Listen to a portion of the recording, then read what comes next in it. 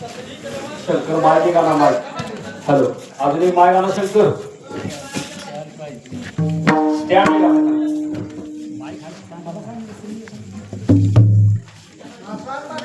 नाही stand stand नाही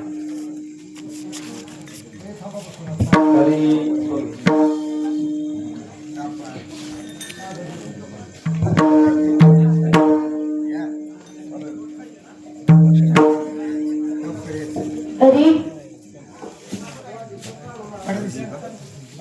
छापता केली हरी हरी जय जय राम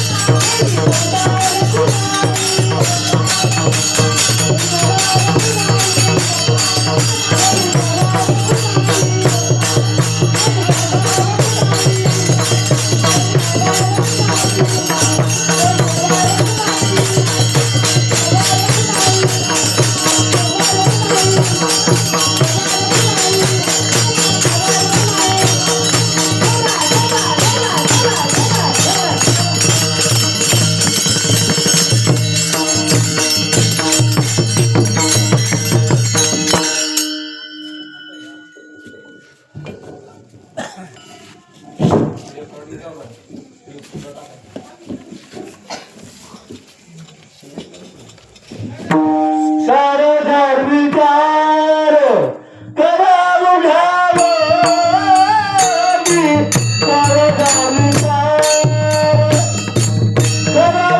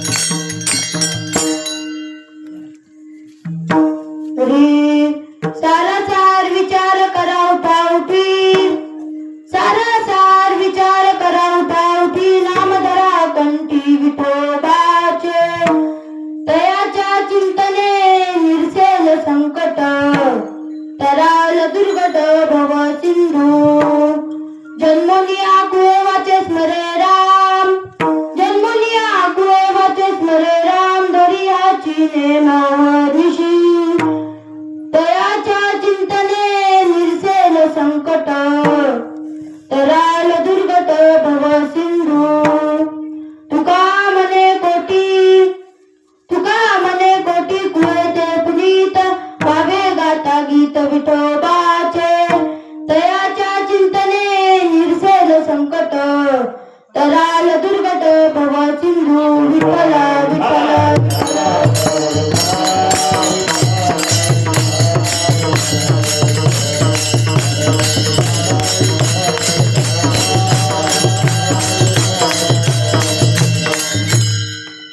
महायोग पिते तटे भीमरथ्यां वरं पुंडलिकाय दातुं मुनीन्द्रे समागत्य तितं तमानन्द कंदं परब्रह्मलिङ्गं भजे पाण्डुरङ्गं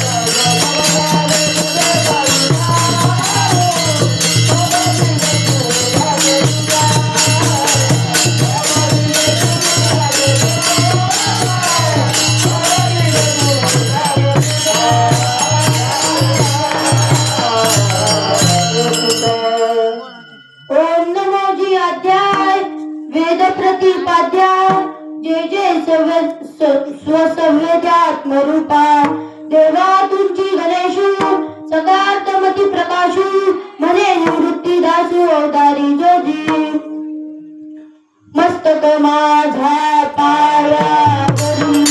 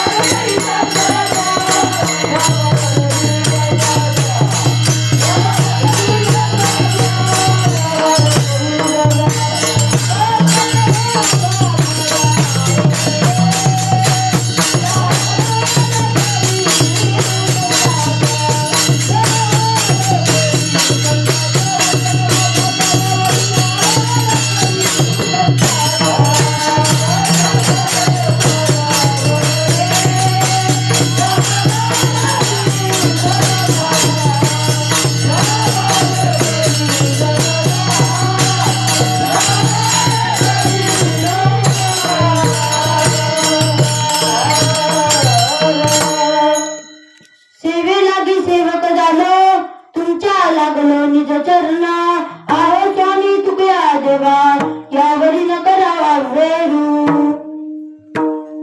नमो ज्ञानेश्वरा करुणा करा दया तुमचा अनुग्रह लाभलो पावन झालो चराचरी. वक्रतुंड महाकाय सूर्यकोटी समप्रभ निर्विघ्नं कुरु मे देव सर्व कार्येषु सर्वदा. शिव भोळा चक्रवर्ती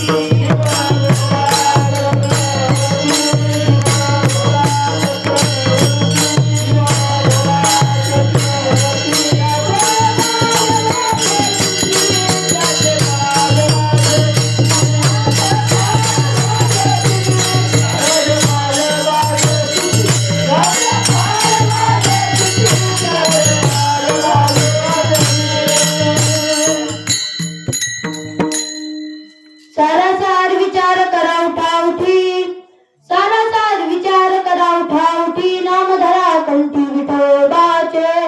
तयाच्या चिंतने निर्सेल संकट तराल दुर्गट भव सिंधू. जन्मनी आकुळे वाचे स्मरे राम जन्मनी आकुळे वाचे स्मरे राम धरी हाची नेमाहर्निशी.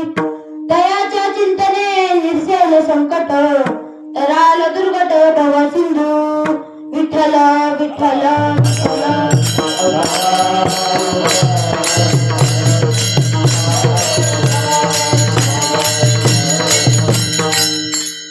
प्रस्तुत प्राप्त प्रसंगी प्राप्त कीर्तन रूपी सेवेकरता निवडलेला अभंग.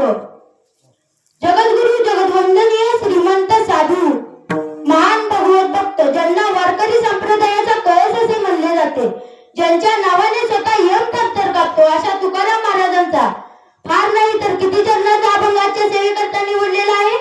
किती? 4. फार नाही तर किती 4 चरणाचा अभंग आजच्या सेवेकरता निवडलेला आहे.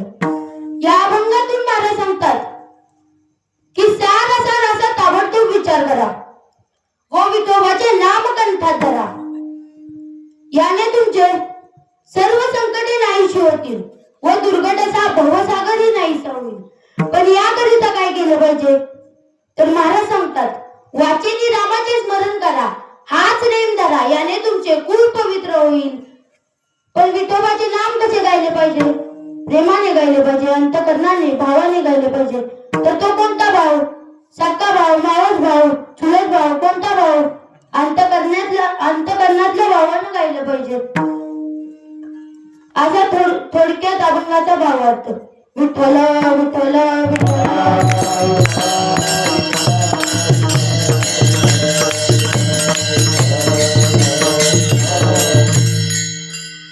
महाराज माणसाचाच विचार करण्यास काय सांगतात? कारण की विचार शक्ती फक्त मानवासच दिलेली आहे, इतर कोणत्याही प्राण्याला विचार शक्ती दिलेली नाही. पशु पक्षी फक्त आहार, भय, निद्रा, मैथून याच गोष्टींचा मर्यादित विचार करू शकतात. पण माणूसच एक प्राणी आहे की तो सर्व प्रकारचे विचार करू शकतो. कुणाची टोपी कुणाला कशी लावायची, कुणाचा बांध कसा टोकरायचा एवढं फक्त आपल्याला विचारा तर विचार कसा करावा यासाठी महाराजांनी आपल्याला साधन दिलेले आहे. जसं की गाथा, ज्ञानेश्वरी, भागवत, विचार सागर कित्येक साधनं महाराजांनी आपल्याला दिलेले आहे. यातून विचार कसा करावा हे महाराज सांगतात. ज्ञानेश्वरी हा ज्ञानेश्वर महाराजांचा सर्वात मोठा ग्रंथ आहे. यातून ज्ञानेश्वर महाराज सर्व प्रकारचे विचार सांगतात. जसं की संसार कसा करावा, परमार्थ कसा करावा या प्रकारचे सर्व विचार ज्ञानेश्वर महाराज ज्ञानेश्वरीतून सांगतात. ज्ञानेश्वर महाराज उदाहरण देतात. आता उदारा कथा गहन जे सकळ कौतुका जन्मस्थान किंवा उद्यान विवेक तरुजे. जसं एखाद्या उद्यानात बागेत अनेक प्रकारची फुले, फळे, झाडे उगतात, तसंच ज्ञानेश्वर महाराज ज्ञानेश्वरीतून अनेक प्रकारचे विचार सांगतात. ज्ञानेश्वर महाराज म्हणतात जे सारासार विचार करतात त्यांना संत म्हणावे. चंद्र तेथे चंद्रिका, शंभू तेथे अंबिका, संत तेथे विवेकास निकीजे. ज्ञानेश्वर महाराज म्हणतात की जो व्यक्ती विचारच करत नाही त्याला कावळा समजण्यात काही हरकत नाही. आगावाता का वाढेल्या साजूक का सोडलिया विवेकू का वया नाही जैसा. तुकाराम महाराज पण सांगतात की जो व्यक्ती विचारच करत नाही त्याला गाढव समजण्यात काय हरकत नाही. विचार नाही नर करतो तैसा बाहे ज्ञान पाठी भार लागड जैसा. आता यामध्ये कोटी तयार होते. आता कोटीचा अर्थ शास्त्रीय भाषेत प्रकार असा पडतो, नाही तर तुम्ही म्हणाल बुवा न्याला झालाय सगळे. तर यामध्ये 3 प्रकार पडतात. पहिला मुद्दा, काही गोष्टींचा कधीच विचार करू नये. दुसरा मुद्दा, काही गोष्टींचा कधीतरी विचार करावा. आणि तिसरा मुद्दा, काही गोष्टींचा सतत विचार करावा. तर पहिला मुद्दा सांगा काय होता? पहिला मुद्दा काय होता सांगा? विचार करायचा. हा तात्या सांगा की. हा काही गोष्टींचा कधीच विचार करू नये.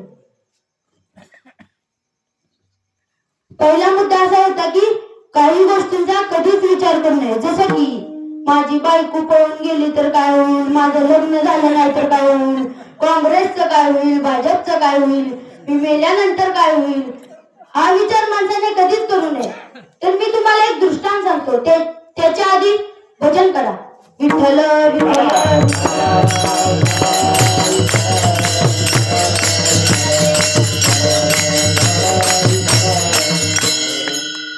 तर एका गावात एक डॉक्टरच्या हाताखाली काम करणारा पण डिग्री नसणारा, बिन शिकलेला पण औषधांचा मात्र अभ्यास करणारा एक डॉक्टर राहतो. तो शेतकऱ्याचा मुलगा असल्यामुळे त्यांनी एक दुधाकरिता म्हैस बाळगलेली होती आणि त्या म्हैशीची शिंगे खूप चांगली होती. मग तो रोज पेशंटला तपासताना विचार करायचा की मी या म्हैशीवर बसलो तर काय होईल, मी या म्हैशीवर बसलो तर काय होईल. असा त्यानं 2 वर्ष विचार केला. पण त्याला भीती वाटायची की लोक आपल्याला काय म्हणतील, लोक आपल्याला काय म्हणतील. या भीतीनं तो कधीच बसत नव्हता.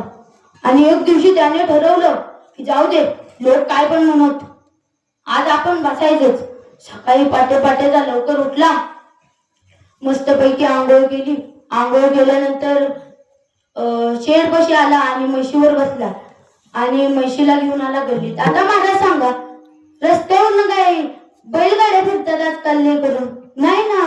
RX 100 बुलेट काय काय, त्या गाडीचा आवाज जर ऐकला ना तर कान प्रत्यक्ष जळतील इतका आवाज.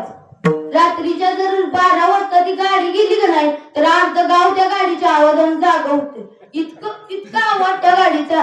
आणि ही म्हैस आणि या म्हैशीवर येऊ बसला होता आणि पूर्ण आली बुलेटच्या आवाजानं जी म्हैस बुजली. म्हैस इकडून तिकडे पाहायला लागली, तिकडं जा.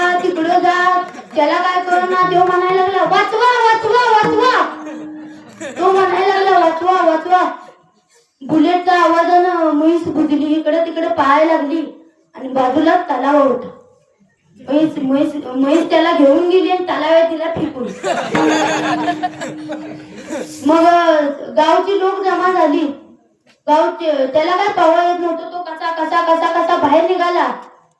गावचे लोक जमा झालेले होते, त्यात सरपंच पण होते. मग सरपंच म्हणाले, डॉक्टर तुम्ही इतकं हुशार, तुम्ही या गोष्टीचा विचार केला नाही का? तर तो म्हणाला, या गोष्टीचा 2 वर्ष झाले याच गोष्टीचा विचार करते. तुकाराम महाराज सांगतात, अशा निरर्थक गोष्टींचा कधीच विचार करू नये. याने वेळ ही वाया जाते व फजिती होते. विचार करिता वाया जाय काय, लटिके ते मूळ फजितीचे. आता मी तुम्हाला निरर्थक विचार काय सांगून देतो, ज्यातून आपल्या पदरात काहीच पडत नाही, अशा विचारांना निरर्थक विचार म्हणतात. एक म्हणाला, महाराज जर समुद्राला आग लागली तर आपण कुठे राहायचं? मी म्हणालो माझ्या डोक्यावर राहा. समुद्राला काय आग लागू शकते का? एक म्हणाला की महाराज नागपंचमी जर एकादशी दिवशी आली तर काय करायचं? नागपंचमी एकादशी दिवशी आलं तर काय करायचं? मी म्हणालो, अरे तिथी जरी झाला तरी 11 दिवसाचा गॅप काय 1 दिवसावर येणार आहे का? नाही. एकादशी दिवशी नागपंचमी येऊ शकत नाही. मग तो म्हणाला महाराज समजा आली तर. मग मी त्याला ठरवलं. मी म्हणालो अरे समज जर आली ना तर तू एक काम कर, एक पातेले घे, त्यात तेल वत आणि लोण्याचं गोळ तळून खा. तो म्हणाला महाराज लोण्याचं गोळ शक्यच नाही, लोण्याचं गोळ कसं होते ते. मी म्हणालो अरे होत नाही ती, पण समजा झालं तर. तो म्हणाला महाराज होतच नाही ती, तुम्ही कसं म्हणताय. मी म्हणालो अरे होत नाही ती, पण समज झालं तर. तुकाराम महाराज सांगतात अशा निरर्थक गोष्टींचा कधीच विचार करू नये. यातून आपल्या पदरात काय पडलं का नाही, तर अशा विचारांना निरर्थक विचार म्हणतात. तुम्ही भजन करा. मी आणखीन एक तुम्हाला दृष्टांत सांगतो. विठ्ठल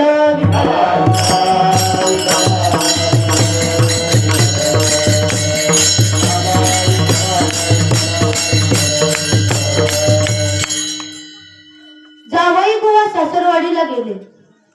म्हणाले मामा तिला न्यायला आलो. मामा म्हणे घेऊन जा काय हरकत नाही. मामा म्हणे घेऊन जा काय हरकत नाही. मग उन्हाळ्याचे दिवस होते. मस्तपैकी आंब्याचा रस, खीर, मस्तपैकी जेवण केलेलं होतं. मस्तपैकी जेवण केलेलं होतं. मग जेवण झालं, त्यांचं जेवण करून झालं. आणि जेवण करून झाल्यानंतर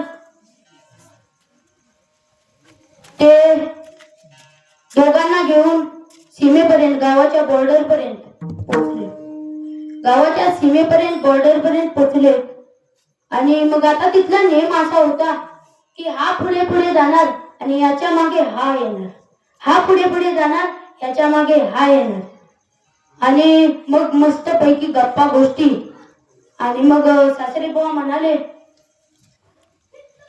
काय देवाची लीला आहे. ते शेतात बसलेले होते. सासरे बुवा म्हणाले काय देवाची लीला आहे. मागच्या वर्षी देवाच्या कृपेने काहीच पिकलं नाही, बाजरी काहीच पिकली नाही, पण या वर्षी किती चांगली बाजरी पिकली. सासरे बुवा म्हणे माझ्या मते या वर्षी 100 पोती बाजरी होणार.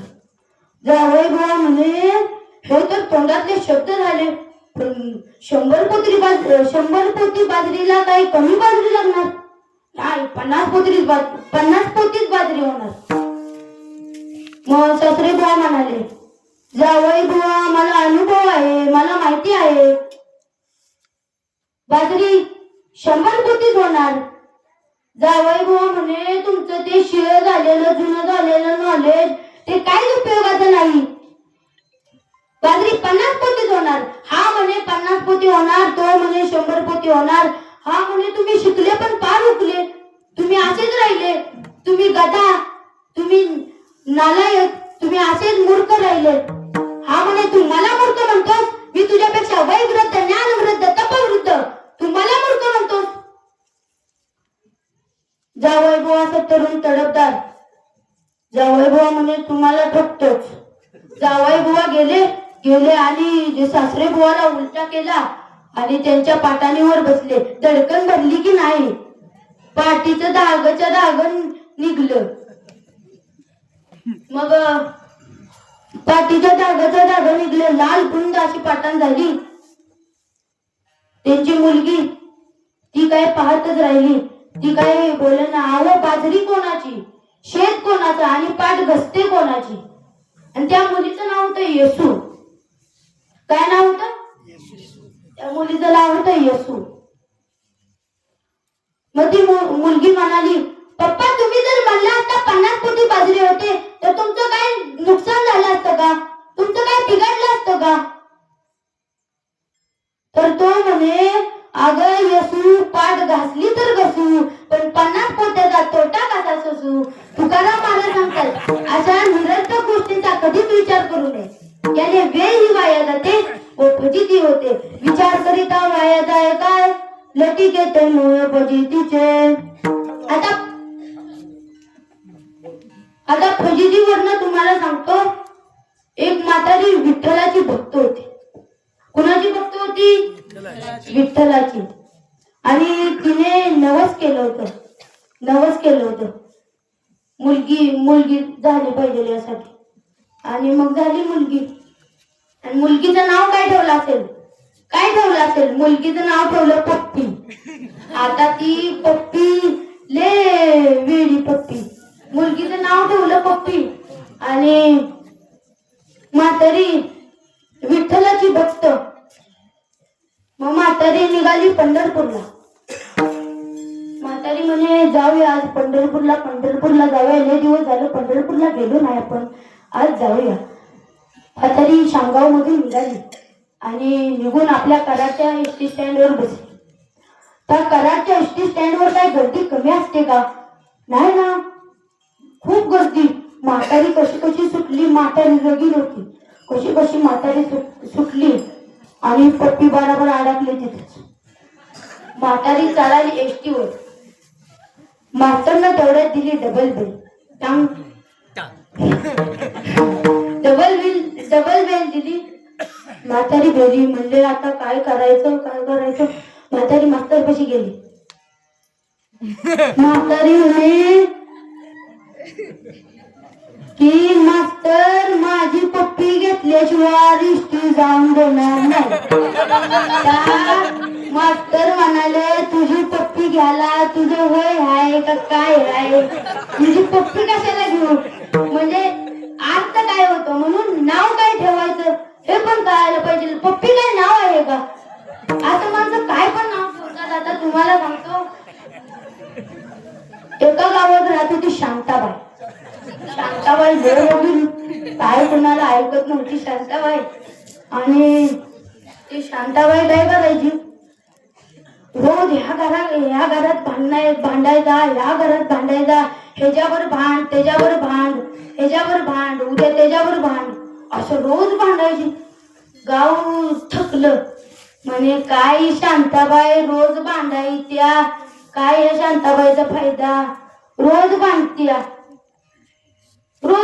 मग गावातल्यांनी मीटिंग घेतली. काय तर शांताबाईला काहीतरी बंदोबस्त लावायला लागतो. आणि मीटिंग घेतली. मीटिंग मध्ये चर्चा झाली. या शांताबाईला काहीतरी करूया. एक माणूस म्हणाला की आपण एक काम करूया, या शांताबाईला शहरात पाठवूया. कुठं पाठवूया? शहरात. एक माणूस म्हणाला आपण शांताबाईला शहरात पाठवूया. थोडं पैसे काढून शांताबाईला कुठं पाठवूया? शहरात पाठवूया. मग त्यांनी एक रूम घेतली शांताबाईसाठी शहरात. आणि तिला पाठवलं. आणि तिथं पण ते काय गप बसना. ह्याच्यावर भांड, खालच्या फ्लॅट वाल्यावर भांड, वरच्यावर भांड, खाली भांड, तिकडे भांड, तिकडे भांड, सगळ्यांवर तरी भांडते असती. म्हणजे कुत्र्याचं शेपूट वाकडं ती वाकडं, ती सगळ्यांवर डबल भांडायला लागली. आणि मग भांडायला लागली. आणि तिथं एका आजींचा नंबर आला. आजी वारकरी आजी होत्या. त्या आजी खूप भेल्या. म्हणजे मला काय भांडायला येत नाही, तर कसं भांडू, मला काय कळना झाले, कसं भांडू. ही शांताबाई तर खूप रगील आहे, लय भांडती. कसं भांडू या शांताबाईवर, कसं भांडायचं या शांताबाईवर.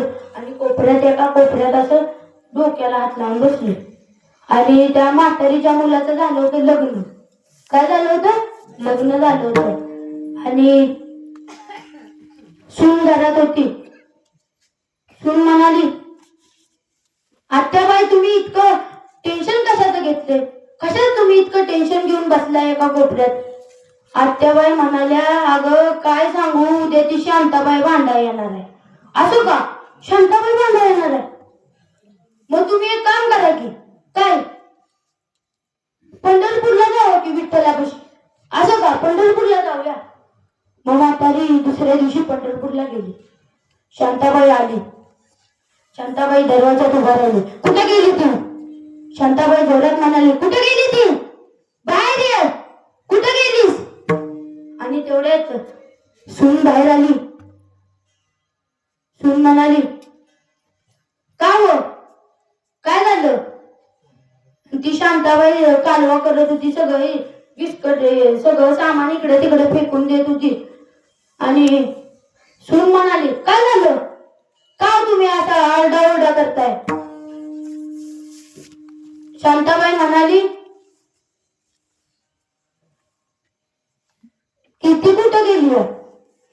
मग ती म्हणाली, आहो तुम्ही लय भांडणं करता, तुम्ही झिंज्या बिंज्या उपटता, म्हणून त्या टक्कल करायला गेले त्या नाव्यापाशी. असं का? टक्कल? तिला टक्कल करायचं, मला येत नाही का टक्कल कराय, मी पण टक्कल करणार. ती शांताबाई गेली नाव्यापाशी गेली आणि नाव्यापाशी टक्कल करायला लागली. टक्कल करून झाला की इकडे तिकडे तिला हुडकत होती, इकडे तिकडे तिकडे इकडे शोधायला लागली, तरी काय तिला ती काय सापडेना. मग ती परत सुनेपाशी गेली. ती कुठे आहे? मला नावेच्या दुकानात पण सापडली नाही. ती कुठे गेली तू? ती म्हणाली, माझा चेहरा ओळखाय नको म्हणून त्या गेल्या त्या सिंदूर लावायला. शांताबाई म्हणाली, तिला सिंदूर लावायचा, मला लावायला येत नाही का? मी पण लावणार सिंदूर. शांताबाई निघाली, शांताबाई गेली, सिंदूर वगैरे लावलं आणि सिंदूर सगळं लावलं आणि परत माघारी आली. सुनेला म्हणाली, कुठे गेली ती? तुमची त्या विहिरीपाशी वाट पाहते, खालच्या विहिरीपाशी. असं का? मग मी पण निघाले. शांताबाई जाते आणि विहिरी समोर उभे राहते. खाली विहीर असते, खाली असं पाहून खाली असं पाहत असते आणि ती जी बोलत असते तीच तिला परत माघारी ऐकू आवाज येत असतो आणि पाण्यात तिला तिचं प्रतिबिंब दिसत असत. तिला तिचा चेहरा दिसत असतो, पण तिनं कधी तिचा चेहराच बघितलेला नसतो. मग तिला वाटतं तीच आहे. मग ती भांडायला लागती, काय काय म्हणायला लागती आणि तोच आवाज तिला परत येत होता शांताबाईला. शांताबाई म्हणे, मला शिवाय देतेस तू, मला असं करते, आणि धप्प घेतला जी उडी मारली, जी पाण्यात उडी मारली तिथंच मरून मेली ना. म्हणून नाव काय ठेवावं हे पण कळलं पाहिजे माणसाला. नाव काय ठेवायचं हे पण कळलं पाहिजे. तर मुद्दा दुसरा, पहिला मुद्दा संपला. सांगा पहिला मुद्दा काय होता? पहिला मुद्दा झाला, सांगा की काय होता पहिला मुद्दा? काही गोष्टींचा कधीच विचार करू नये. आता दुसऱ्या मुद्द्यावर येऊया. त्याआधी भजन करा. विठ्ठल विठ्ठल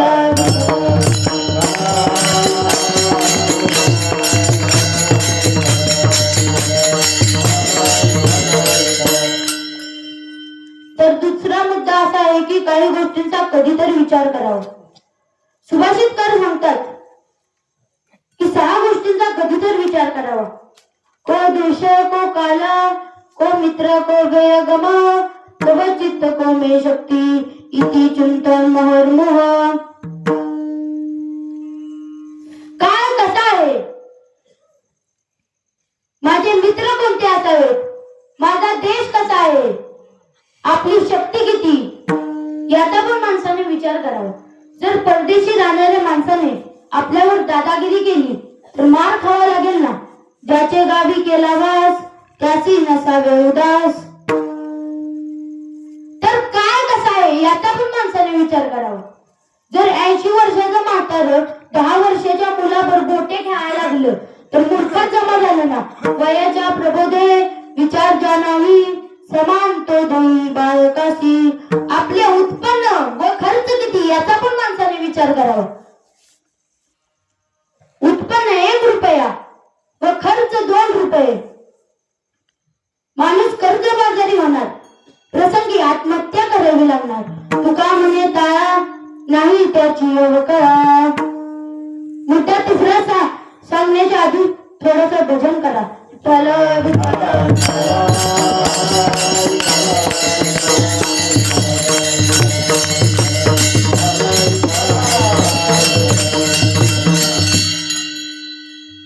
मुद्दा तिसरा, काही गोष्टींचा सतत विचार करावा. क्षणोक्षणाची करावा विचार.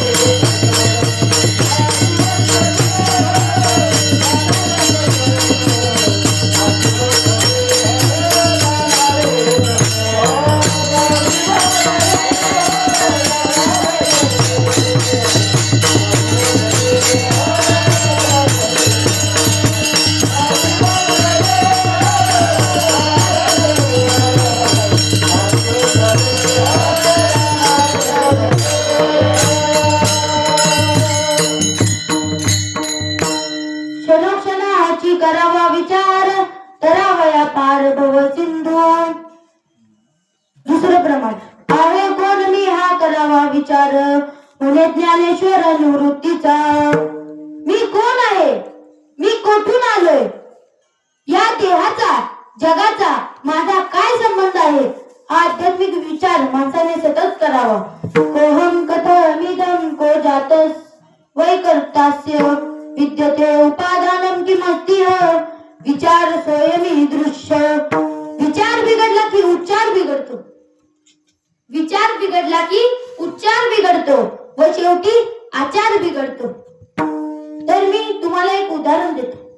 रामभाऊच्या मनात विचार आला की आपण प्यायला जाऊया. काय? पाणी नाही.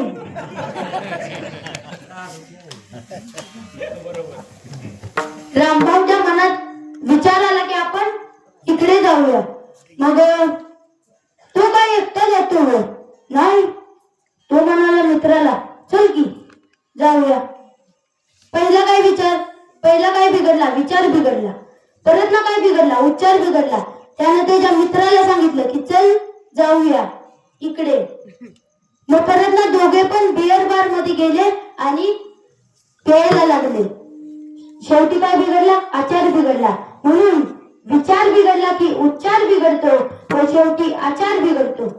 त्याचा रामायणात पण दृष्टांत येतो, ह्याचा नाही वेगळा. की सीता माता जेव्हा पर्णकुटीमध्ये बसलेल्या असतात तेव्हा ते हरिणाला पाहतात आणि त्यांच्या मनात असा विचार येतो की आपण त्या हरणाचा चुडा घालावा आपल्या शरीरावर, असा त्यांच्या मनात विचार येतो. मग त्या रामा सांगतात होय ग, तेवढा हरणाचा चुडा आणून दे की मला. राम म्हणतात चालते की आणून देतो. मग राम म्हणतात चालतंय आणून देतो. आणि त्यानंतर ते जे हरिण असतं ते असतं रावणाचा काका मारीच. त्यानं रूप बदललेला असतो आणि ते तिथे असतं. आणि मग राम त्या हरणाच्या पाठीमागे लागतात. राम त्या हरणाच्या पाठीमागे जातात आणि काही वेळ झाल्यानंतरही राम काय परत येत नाहीत. मग सीतेच्या मनात असा विचार येतो की राम कधी येत आहेत, राम कधी येत आहेत. तेवढ्यात तिकडून आवाज येतो, लक्ष्मणा धाव, लक्ष्मणा धाव, लक्ष्मणा धाव, लक्ष्मणा धाव. सीता माता लक्ष्मणाला म्हणतात भाऊजी तुम्ही जावा. मग लक्ष्मण म्हणतो की माझ्या दादाला काही काय कोपला तरी माझ्या दादावर कधी संकट येऊ शकत नाही. मग सीते मातेच्या मनात शंका येते. सीता माता म्हणते की मला माहित आहे की तुम्हाला मला प्राप्त करायचे आहे, तुमचं माझ्यावर लक्ष आहे. असं वाईट लक्ष्मणाला वाईट बोलतात. मग लक्ष्मण तिथून निघून जातो. पण निघण्यापूर्वी तो तिथे लक्ष्मण रेषा आखतो आणि लक्ष्मण रेषा आखून तिथून निघून जातो. आणि थोड्याच वेळात सीतामाता पर्णकुटीमध्ये बसलेल्या असतात. तेव्हा बाहेर एक माणूस येतो. तो असतो रावण, रूप बदलून येतो. पण तो भिक्षां दे माये, भिक्षां दे माये, सीता माता म्हणते कोण आहे बाहेर कोण आहे. आणि बाहेर बघायला जाते तेव्हा भिक्षा मागायला एक माणूस आलेला असतो. मग भिक्षा मागायला तो माणूस आलेला असतो. मग सीता माता म्हणते मी बाहेर जाऊ का नको. आपल्याला लक्ष्मणाने सांगितलंय की बाहेर जाय नको. तरी सीता माता बाहेर जाते. सीते मातेचा आचार बिघडतो. पहिल्यांदा काय बिघडला, विचार बिघडला. हरणाचा चुडा घालण्याची इच्छा केली. परत ना काय बिघडला, उच्चार बिघडला. रामात सांगितलं. परत ना काय बिघडला, आचार बिघडला. म्हणून तुकाराम महाराज सांगतात सतत विचार करावा. अभंगाच्या पहिल्या चरणात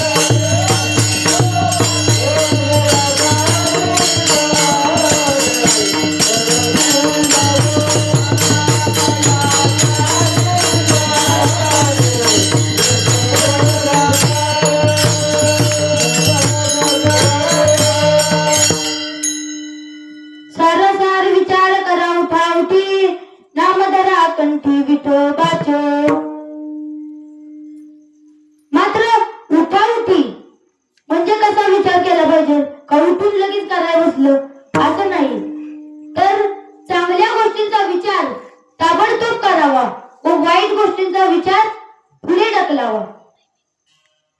पण महाराज, साधक म्हणतो, पण महाराज आमच्या विचारांची पातळी खालच्या प्रकारची आहे, तुमचे विचार आम्हाला सांगा. तर महाराज सांगतात की नाम धरा कंठी विठोबाचे. महाराज सांगतात की आम्ही विचार करून सारांश काढला आहे. संत एकांती बैसले, सर्वही सिद्धांत शोधिले, ज्ञानदृष्टी अवलोकिले, सारांश काढिले निवडोनी. महाराज सांगतात की ते श्री हरीचे नाम आहे, ते आपल्या कंठात धरा आणि ते सारं सार असणारे नाव आपल्या कंठात धरा. तर यामध्ये पण कोटी तयार होते. त्याआधी मी तुम्हाला सार काय आणि असार काय ते सांगून जातो. आपल्या इकडे भुईमुग पेरतात काय? भुईमुग पेरतात का? भुईमुग पेरतात का? भुईमुग भुईमुगाला काय उगवतं? लसूण, कांदा, बटाटे, कशाच्या? घेड्याच्या, पावट्याच्या, वाटाण्याच्या? भुईमुगाच्या शेंगा उगवतात. तर त्या ती जी भुईमुगाची शेंग आहे, त्या शेंगीचं आतला शेंगदाणा आणि जे बाहेरचं आवरण आहे ते आचर, फोलपट, आसार, आणि जे आतला शेंगदाणा आहे तो सार. त्याचप्रमाणे आपण आंबा घेतला, आंबा, तर त्या आंब्याचं बाहेरचं आवरण आणि आतली कोय ते झालं आसार, आणि जो मधला गार आहे तो झाला सार. तर यामध्ये प्रकार पडतात. पहिला मुद्दा, काही गोष्टी आसारात आसार आहेत. हा संसार आसार आहे. त्रिगुणासार निर्गुण सार, सारासार विचार हरी पाठ. या आसार संसारात चित्रपट, नाटक, तमाशा यासारख्या गोष्टी आसारात आसार आहेत. म्हणून साधकांनी आपले अमूल्य आयुष्य यामध्ये खर्च करू नये. तर मुद्दा दुसरा असा की काही गोष्टी आसारात सार आहेत. आसारे दुर्ग संसारे षडपदी मुक्तीदायिनी विष्णू एकादशी गीता तुलसी विप्र दोनवा. एक विष्णूची भक्ती, दुसरं एकादशी व्रत, तिसरं गीतेचे तत्वज्ञान, 4 तुलसीची सेवा, 5 ब्राह्मणाची शुद्ध सेवा आणि 6 गायीची सेवा. ह्या 6 गोष्टी आसारात सार आहेत. आता सारात आसार काय आहे? तर सर्व संतांनी सर्व संसारात ब्रह्मरूप केला आहे. जर या आसार संसारातून अहम ममता मी व माझे काढून टाकले तर हा पूर्ण संसारच ब्रह्मरूप होतो. माऊली उदाहरण देतात.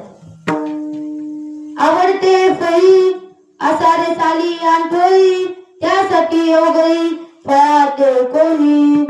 आवडणाऱ्या फळातील कोय म्हणजेच बी बाहेर काढून टाकली तर नुसता गार गोडच आहे. मुद्दा 4, सारात सार फक्त नामच आहे. नाम साराचे विसार शरणांगत यमकी कर. ज्ञानोबा आहे नामाकरिता सार हा शब्द 4 वेळा वापरतात. सार सार सार विठोबा नाम तुझे सार म्हणून शिवपाणी जपता वारंवार विठ्ठल विठ्ठल.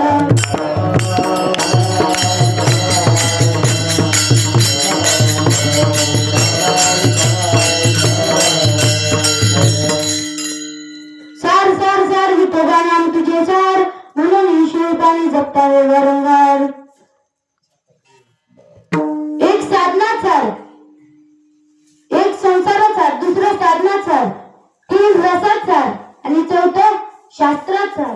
म्हणून माणसाने आपलं सारं लक्ष नामाकडे दिले पाहिजे. वाणी 4 प्रकारची आहे, परा, पश्चंती, मध्यमा आणि वैखरी. जर यामध्ये जर आपल्या चित्तात नाम शिरले तर त्याचा आपल्याला फायदा होतो. राम नाम दीप धरू जयी देई द्वार तुलसी बहार भीत राहू जयच्या उजार.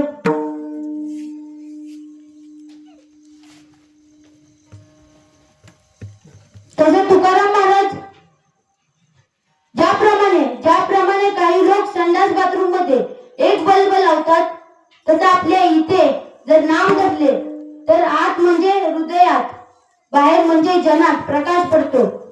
कंठी धरीला कृष्णमणी अवघा जनी प्रकाश. तुकाराम महाराज अभंगाच्या 2ऱ्या चरणात नामाचे 2 फायदे सांगतात. दयाच्या चित्तारे निरखले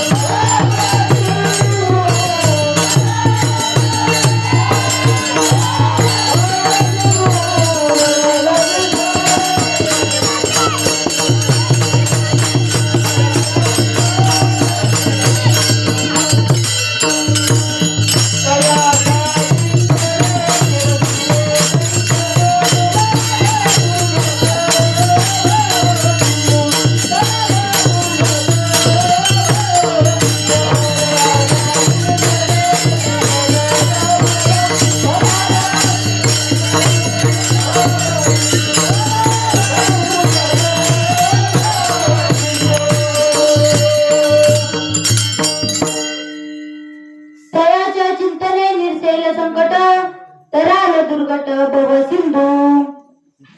चिंतनाचे 4 प्रकार पडतात. पहिलं व्यर्थ चिंतन, दुसरं विषय चिंतन, तिसरं परदोष चिंतन आणि 4थं भागवत चिंतन. पहिलं व्यर्थ चिंतन, नको त्या गोष्टीचा विचार करणे यास व्यर्थ चिंतन असे म्हणतात. तर दुसरं विषय चिंतन, मला हे मिळाले नाही, मला ते मिळाले नाही, मला याचा उपभोग घेता आला नाही, मला त्याचा उपभोग घेता आला नाही. हे झाले विषय चिंतन. तर तिसरं परदोष चिंतन. हा तसा आहे, तो तसा आहे. परमार्थ आयुष्यामध्ये आपण दुसऱ्याचे दोष पाहू नये, याने आपले अंतःकरण मिलन होते. दुसरा एकपट तर आपण तिप्पट मूर्ख ठरतो. चौथं भागवत चिंतन.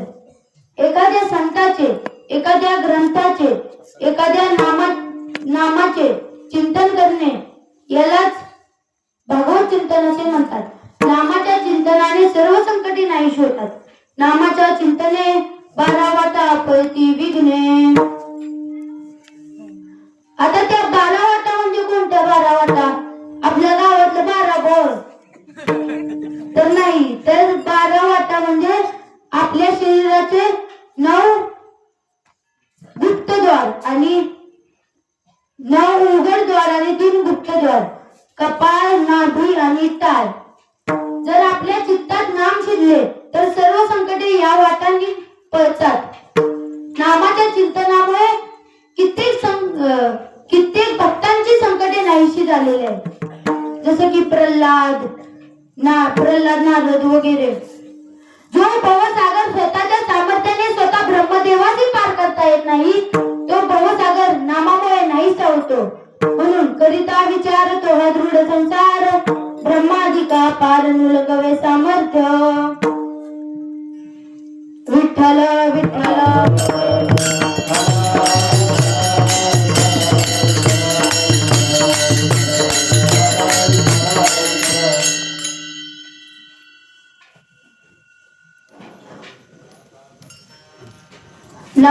नाम घेणारे पण महाराज नामधारकाची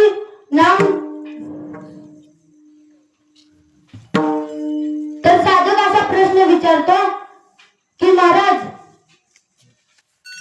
नाम घेण्याने नामधारकाचाच फायदा होतो का आणखीन कोणाचा फायदा होतो? तर महाराज सांगतात,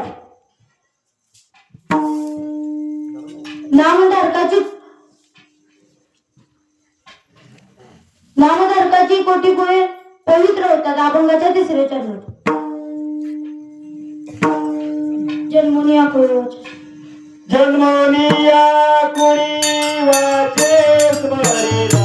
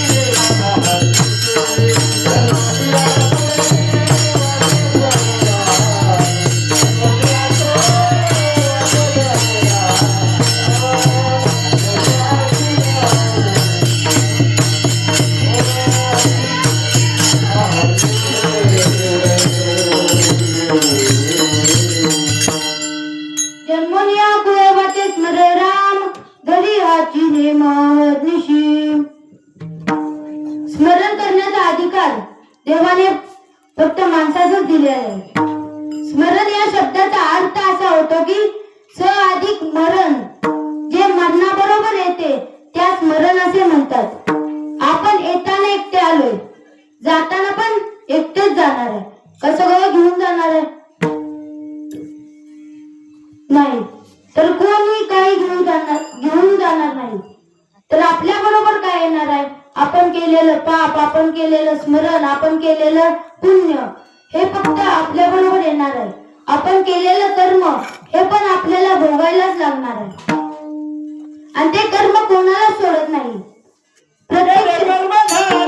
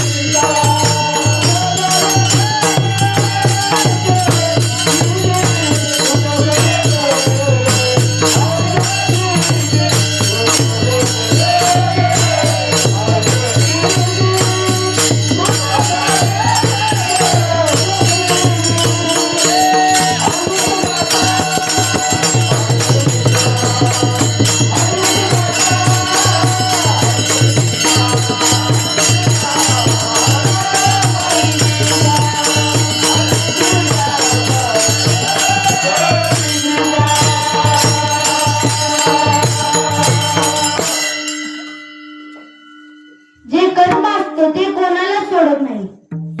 प्रत्यक्ष देवालाही ते सोडत नाही. आता तुम्ही म्हणाल कसं? तर परशुराम या अवतारामध्ये जमदग्नी, अग्नीचा मुलगा जमदग्नी, त्याची पत्नी ही पतिव्रता होते रेणुका. आणि ती जमदग्नी खूप रागीट स्वभावात असतो आणि तो रोज पूजा करताना तिच्या पत्नीला पाणी आणायला लावायचा. आणि त्याची पत्नी रोज पाणी आणायला जायची नदीवरून, आपल्या पदरातून पाणी आणायची आणि तिच्या पदरात पाणी टिकायचं पण. आणि असं रोज रोज रोज ती जमदग्नीला पाणी आणून द्यायची. जमदग्नीला 3 मुले होती, त्यातला एक परशुराम.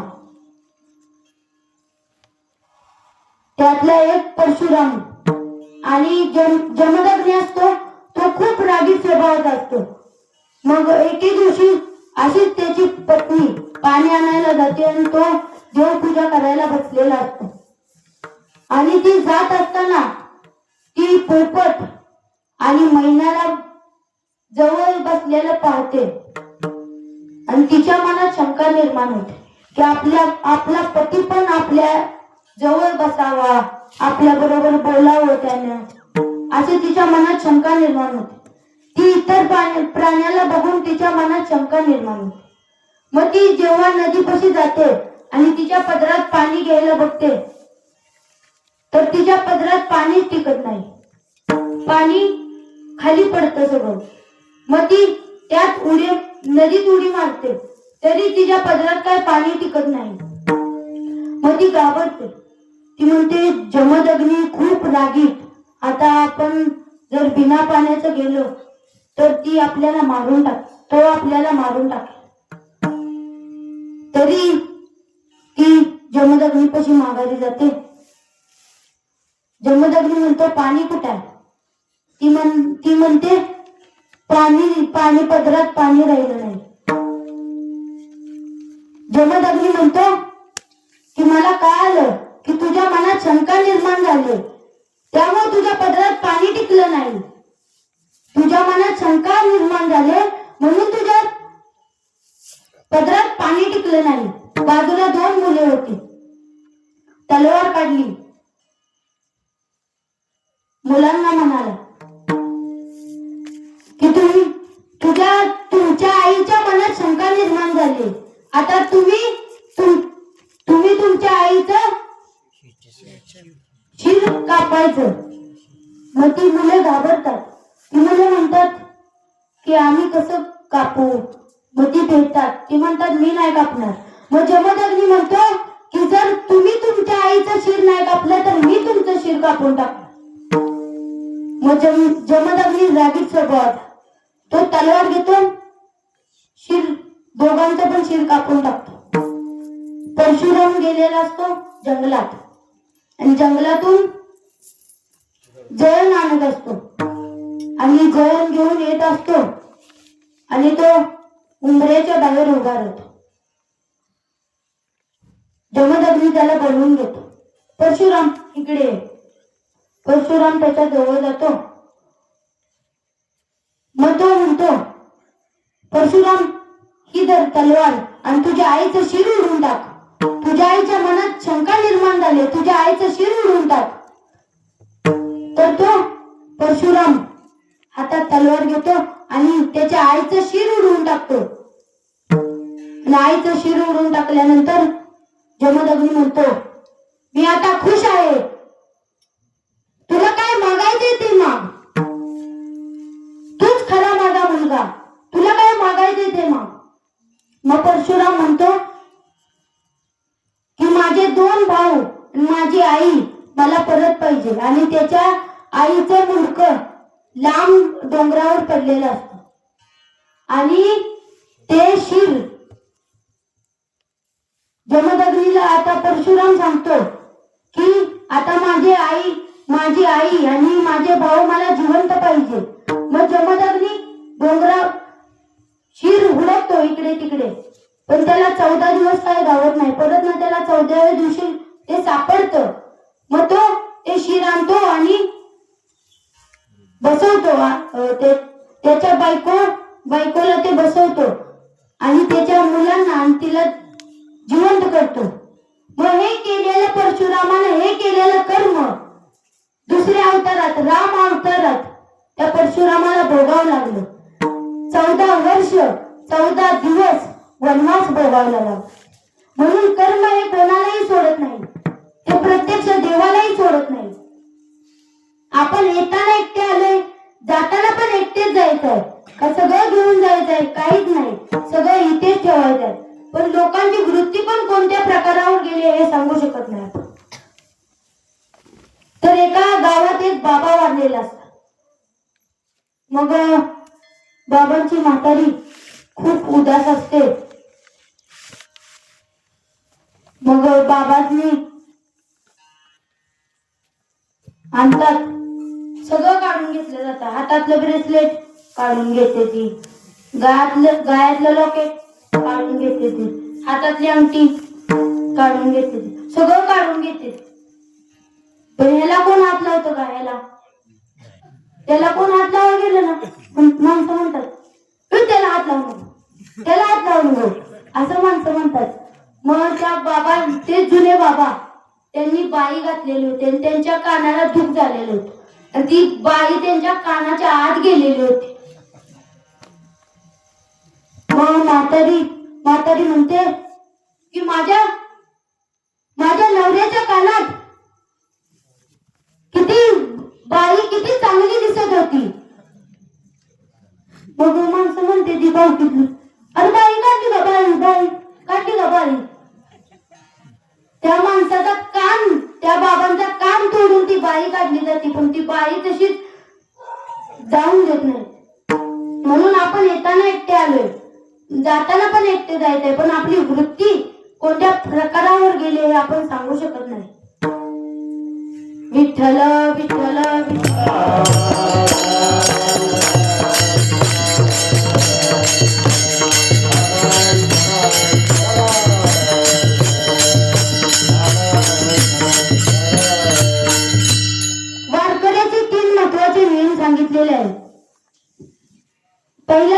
वर्षातून आळंदी ते पंढरपूर वारी करायची.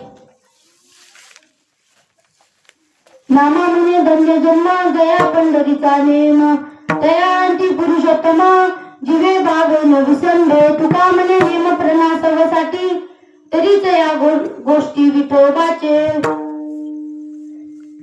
पहिला महत्वाचा नियम म्हणजे वर्षातून वारी करणे, हा महत्वाचा नियम आहे.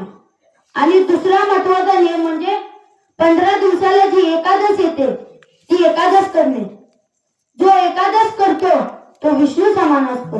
एका व्रताचे महिमान नेमे आचरती जन गाती ऐकती हरी कीर्तन ते समान विष्णूशी.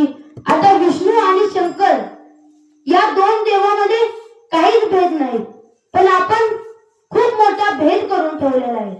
महाराज तुकाराम महाराजांचं प्रमाण आहे हरिहरा भेद हरिहरा भेद नाही नका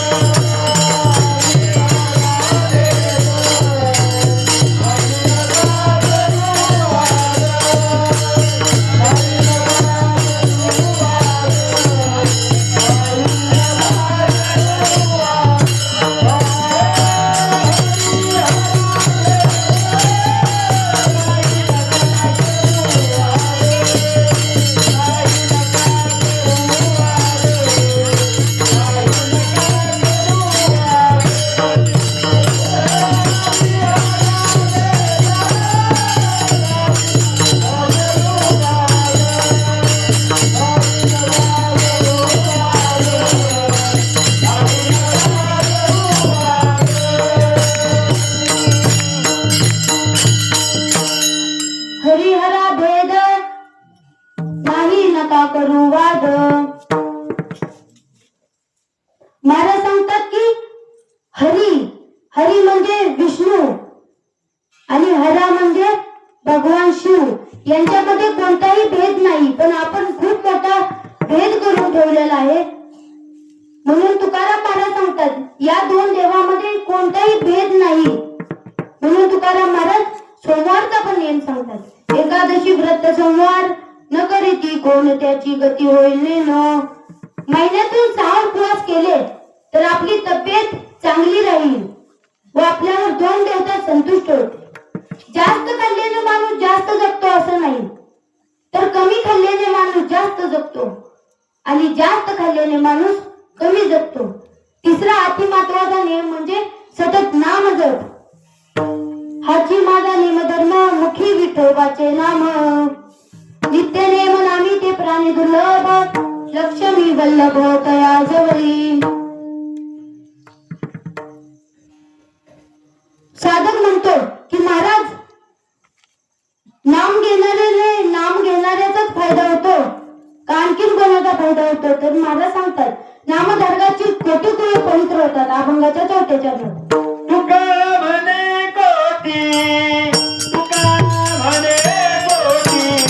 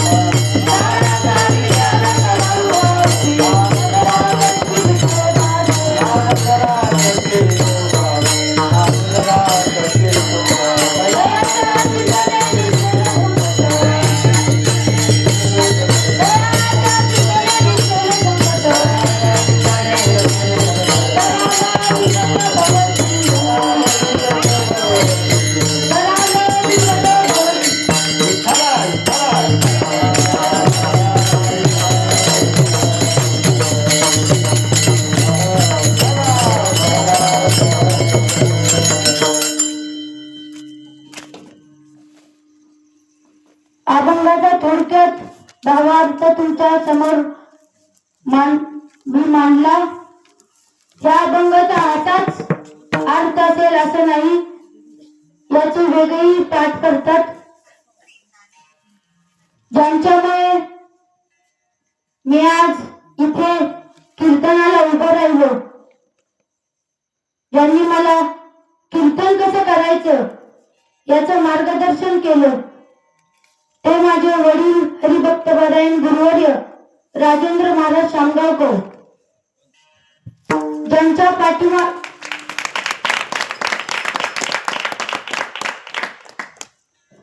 ज्यांचा आशीर्वाद माझ्या नेहमीच पाठीमागे आहे.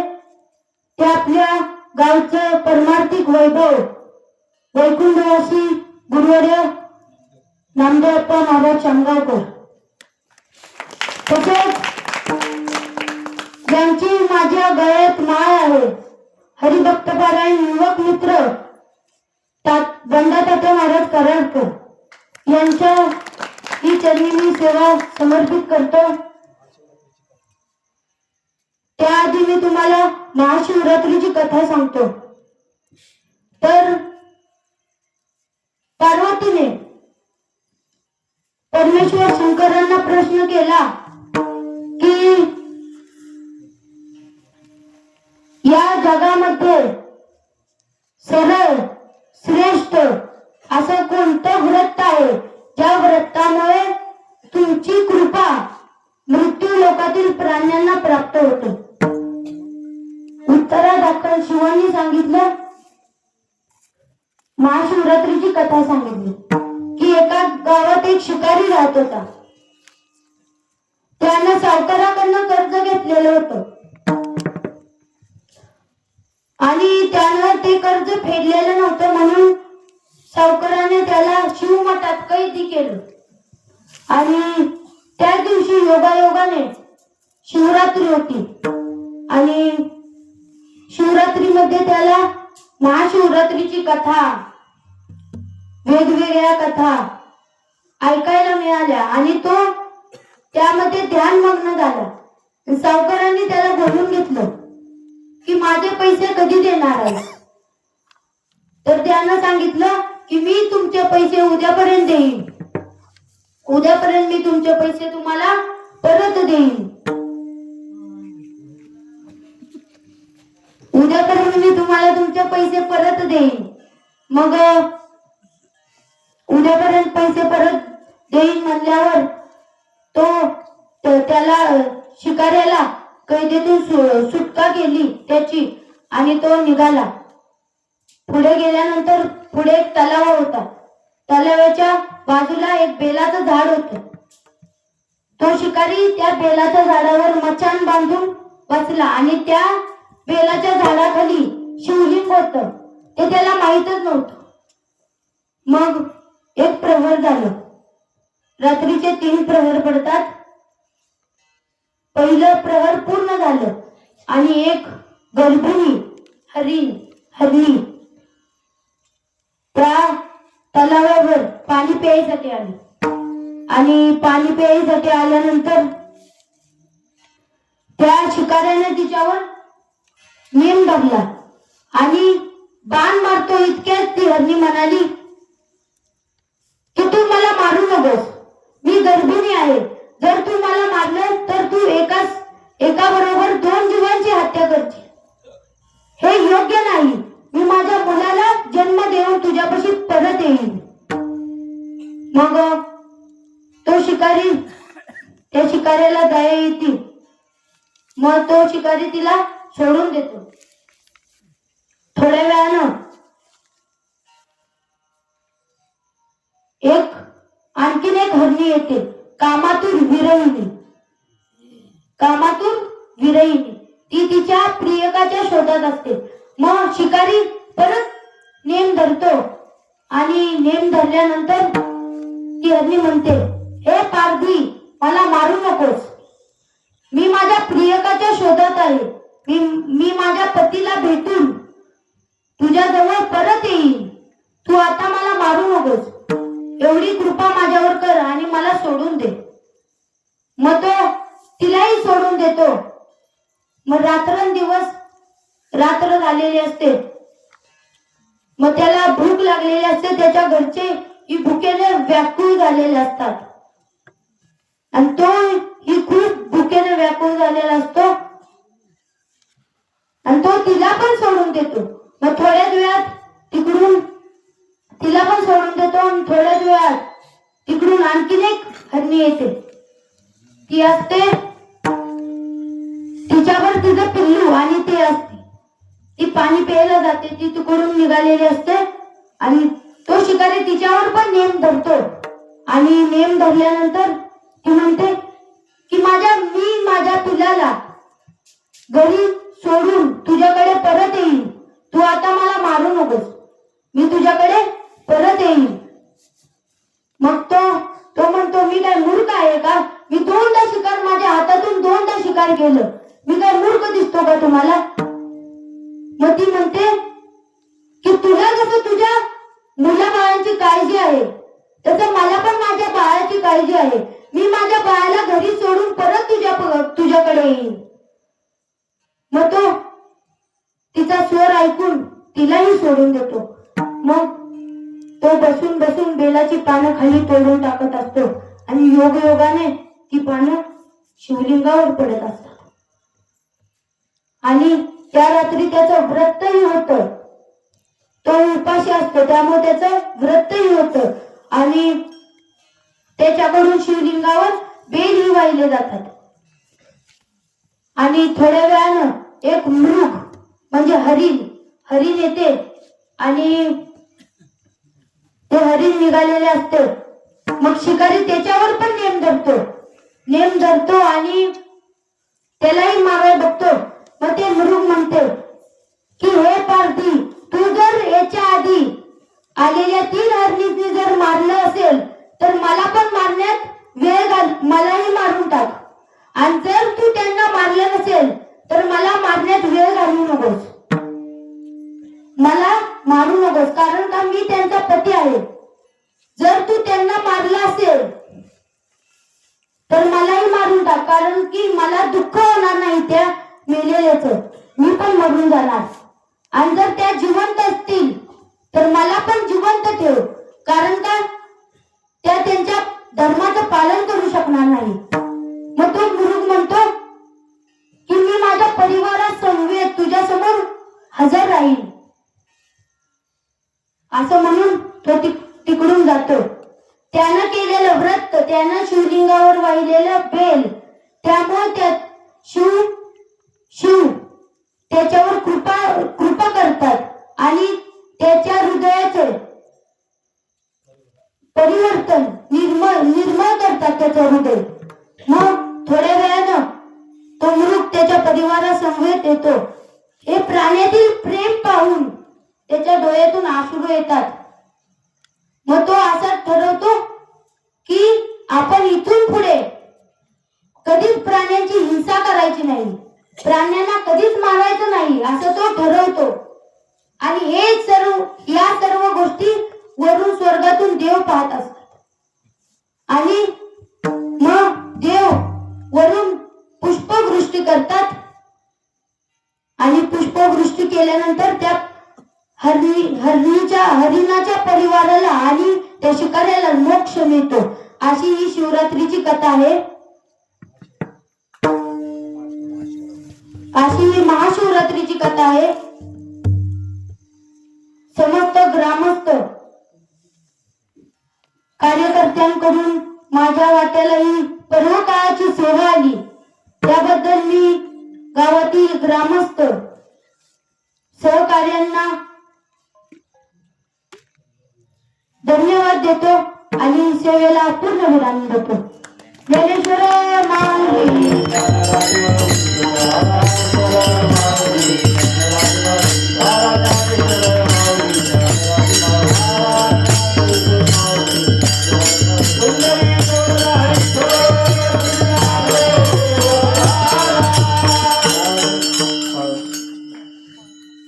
तुकाराम तुकाराम तुकाराम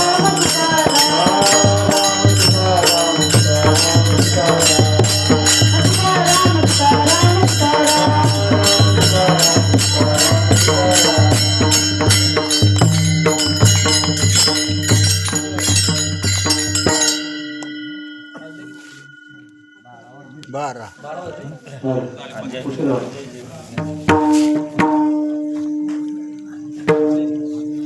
बोलू ना. हरी विठ्ठल जय जय विठ्ठल जय